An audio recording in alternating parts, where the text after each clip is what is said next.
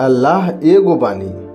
अल्लाह ही संसार के सृष्टिकर पालनहार बानी। अल्लाह के काम काज में केहू भागीदारी नइखे। सिर्फ अल्लाह के ही सामने झुके के चाही और सिर्फ अल्लाह के ही इबादत करे के चाही। अल्लाह सबके सुनेनी, जवाब देवेनी। अल्लाह सबके दिल के बात जानेनी। जौन इंसान सही रास्ता के दुआ करेला ओकरा के सही रास्ता देखावेनी।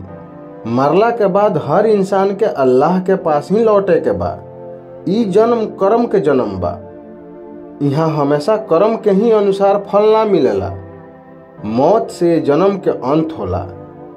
ई जन्म के बाद प्राणी दोबारा जन्म लेला आ अल्लाह के सम्मुख रहेला।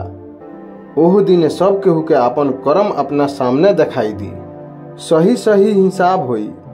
जौन इंसान अल्लाह के आस्था के साथ अच्छा कर्म कैले रही अल्लाह ओकरा के जन्नत में भेज दीहन। जन्नत में हमेशा रहे के बा। आ जौन इंसान जन्म के ही अंत समझ के कुकर्म करेला अल्लाह ओकरा के जहन्नम में भेज दीहन। जहन्नम में हमेशा रहे के बा। ये बात के संदेश अल्लाह के पैगंबर हुजूर नबी करीम रसूलुल्लाह सल्लल्लाहु अलैहि वसल्लम से पता चलल बा। अल्लाह अपना पैगंबर के इंसान के ही रूप में भेजले बानी। अल्लाह के आखिरी और सबसे प्यारे पैगंबर हजरत मोहम्मद मुस्तफ़ा रसूलुल्लाह सल्लल्लाहु अलैहि वसल्लम बानी। रसूलुल्लाह पर अवतारित ग्रंथ कुरान शरीफ हमनी के पास बा। रसूलुल्लाह आ कुरान शरीफ के बाद अल्लाह के कोनो पैगंबर आ नाही कोनो आसमानी किताब आई।